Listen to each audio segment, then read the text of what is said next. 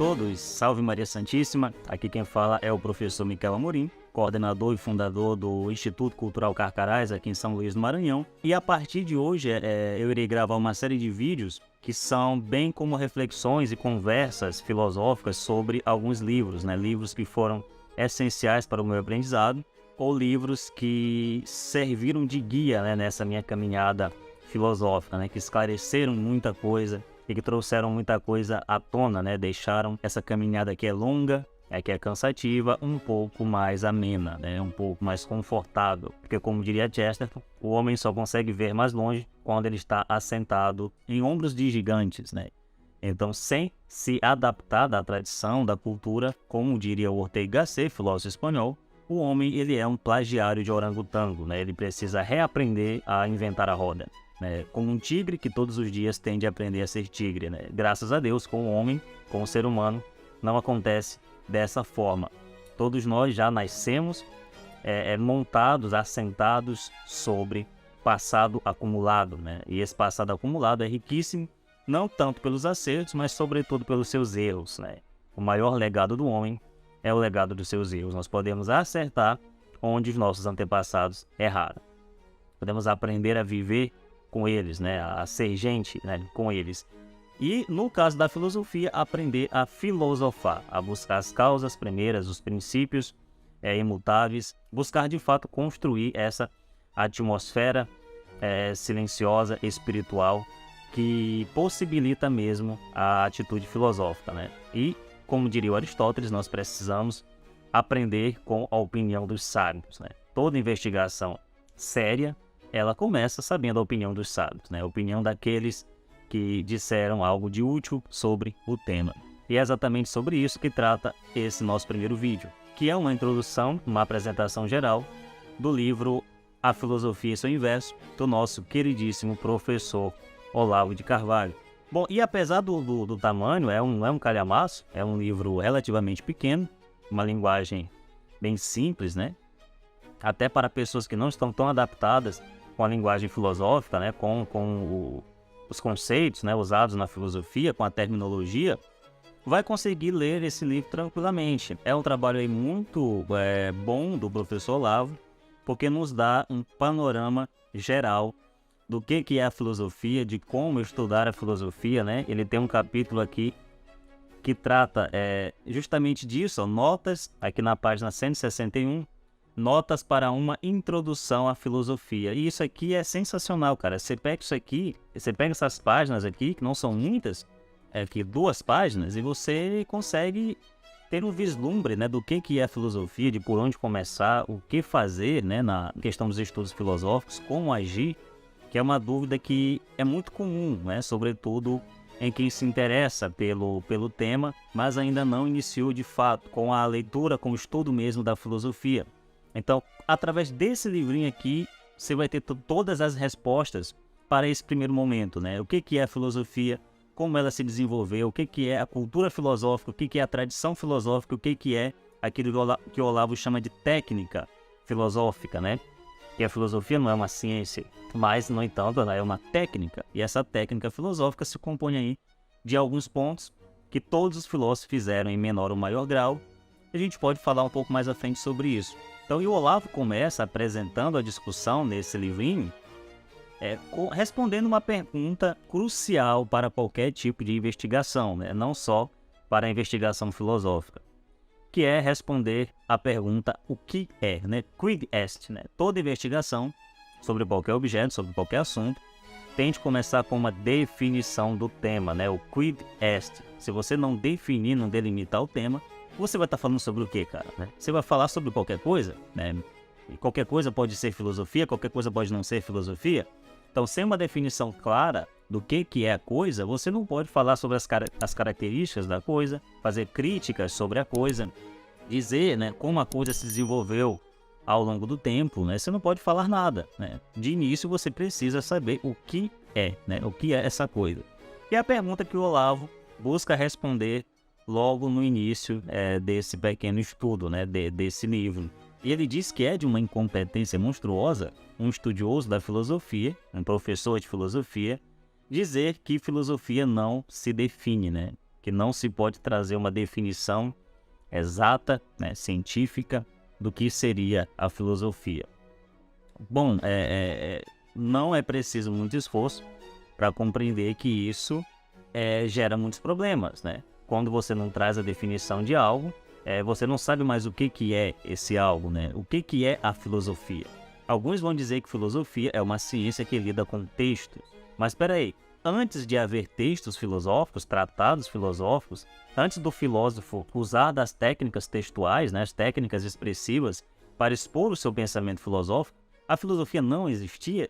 Ela não tem que existir primeiro na alma daquele que filosofa, ou seja, do próprio filósofo, sem contar que há filósofos que nunca escreveram, né? Há filósofos que não escreveram absolutamente nada. A filosofia começou com Sócrates, e Sócrates não escreveu nada, né? Sócrates não deixou uma linha escrita. Tudo que nós sabemos de sua filosofia, de seu pensamento, vieram de seus alunos, né? O mais conhecido deles é o Platão, que deu continuidade à filosofia socrática, né? Então a filosofia jamais pode ser uma técnica textual ou uma técnica expressiva. Isso é um dos elementos da filosofia, é um dos meios que a filosofia utiliza para expor o seu pensamento, né? É um dos meios que o filósofo utiliza para expor o seu pensamento, mas de forma alguma está limitada a isso, né? A ela. Então, outros vão dizer que filosofia é pensamento crítico, né? Mas espera aí, outras disciplinas não fazem uso também do pensamento crítico?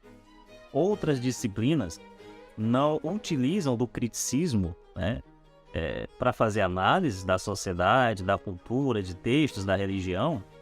Então isso não é algo próprio da filosofia, não é algo essencial, né, da filosofia, porque é algo que muitas outras ciências também fazem uso, né, em seus estudos. Há várias definições, né, correntes, né? Filosofia é criar conceitos, filosofia é criar teses, e outros vão dizer que não há uma definição de filosofia. Então Olavo busca clarear as coisas, ele busca dar um rumo, né? Resolver a questão para que se possam fazer estudos posteriores, né? Então o que Olavo faz com esse livro, creio eu, né, é fincar as bases mesmas do que seria um estudo da filosofia.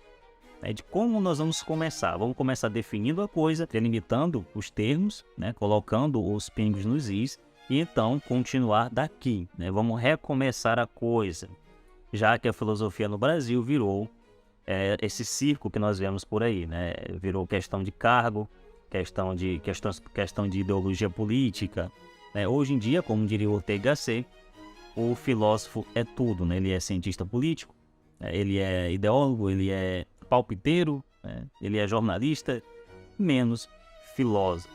Então, para que a filosofia continue existindo, basta que os filósofos continuem filosofando, né? Continuem fazendo filosofia.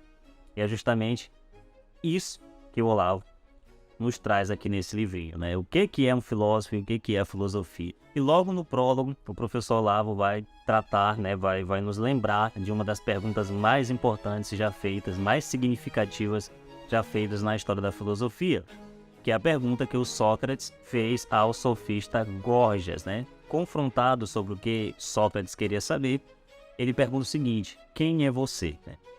Pergunte a ele quem é ele. Segundo Olavo, essa pergunta é crucial, porque trata de essência, né? O que você é, né? Não o que você busca aparentar ser, né? Hoje nós vivemos com a época de internet, a época de redes sociais, a época de selfie, né? Numa época que valoriza muito o narcisismo, as aparências, né? A vontade de aparecer, onde as pessoas se preocupam muito com a sua aparência, se preocupam em parecer e não ser. E aí é uma diferença monstruosa, abismal, entre a alma do homem medíocre e a alma do homem que de fato faz filosofia. Então essa perguntinha de Sócrates já mostra qual era a sua missão, né? O que ele estava fazendo. Ele não estava lidando do problema como uma brincadeira, né? Ele estava sendo mortalmente sincero. Ele já estava pressupondo aí, sem, claro, ter o conhecimento histórico da doutrina da confissão, do sacramento da confissão da igreja, ele já estava nos dando uma amostra disso, daquilo que Santo Agostinho iria desenvolver depois em sua obra, né? O método da confissão, de você confessar para si mesmo aquilo que você sabe e aquilo que você não sabe. você confessar para si, né? Não mentir para si, ver-se de fato como você é, e então você confessar para Deus, né? Porque Deus sabe de tudo, Ele é o ouvinte onisciente. Logo, não há por que mentir, né? E não há como, não há meios de mentir, de se fingir, de fingir ser outra pessoa diante de Deus. Você é aquilo que você é e acabou. Então você não está com treta, você expõe as coisas realmente como você as percebe, você as sente, né, em seu íntimo, em seu coração, não com segundas, terceiras e quartas intenções, né? Não por interesses escusos, né? Para conseguir vantagens políticas ou para conseguir agariar um certo respeito do seu meio social ou para conseguir a aprovação do consenso, né, dos pares ou para divulgar a mentalidade do grupo ao qual você faz parte. Não é isso. O que Santo Agostinho desenvolve é muito mais profundo. É você falar consigo mesmo. É aquilo que nós chamamos de anamnese. É você rastrear a origem das suas ideias, aquilo que você é, o que você fez, né? E o Santo Agostinho faz isso muito bem nas Confissões, quando ele lembra casos, por exemplo, como o do roubo da pera. Você tentar dar uma unidade em tudo isso para aparecer nu, né, diante da sua própria consciência, porque é assim que você está diante de Deus, 24 horas por dia. E é por isso que só se pode filosofar quando se é mortalmente sincero. Então, é isso que Sócrates busca quando ele manda perguntar ao Gorgias quem é ele. Ele não quer saber qual função ele desempenha, não quer saber qual cargo ele ocupa, não quer saber quem o bajula, ele quer saber quem é ele, né? Quem ele é, a sua essência, a sua alma. Então, a filosofia socrática, como nos lembra o Olavo, começa com isso, com uma filosofia moral, onde o homem precisa limpar, purificar a sua alma, né, dos vícios, todas as mazelas que a obscurecem, né, seja o ego, seja o orgulho, seja a vaidade, e também as influências negativas que ele sofre do meio, né, o amaranhado de opiniões que chegam até a sua alma, né, onde você se perde sem saber quem é você de fato, né, você não consegue mais distinguir diante de tantas vozes que ocupam a tua cabeça, a tua própria voz, né? Aquela voz que é a parte mais alta de você, né? Que é você quando ninguém está vendo, né? Que é você quando está em casa, né? E essa parte é que fala com Deus, né? Como nos lembra o Evangelho, né? Quando rezares, entra em teu quarto, fecha a porta e reza em silêncio, em secreto, que o teu Pai que te vê em secreto vai te recompensar.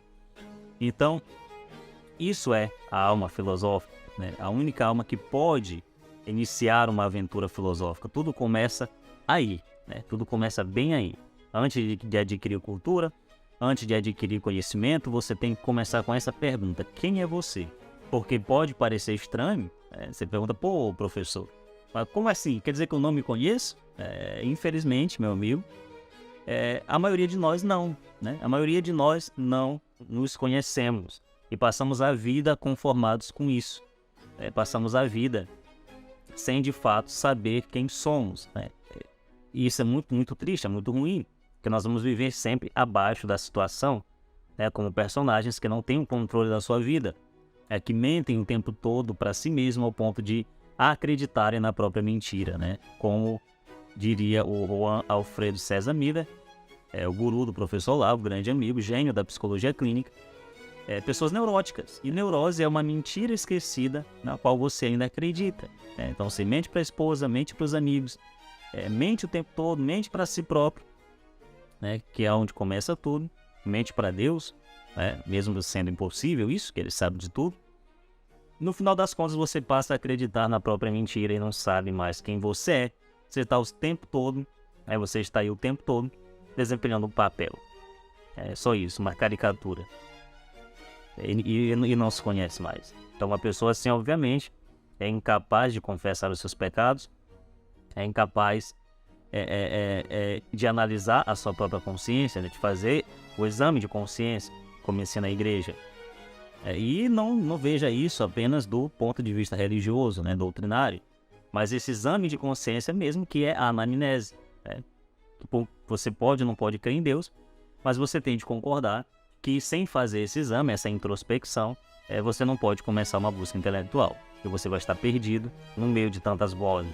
Então você não sabe mais se é você que está falando ou se é outra pessoa ou outro autor que você leu, que você viu em algum momento. Você está falando aqui, tua voz está na esquina.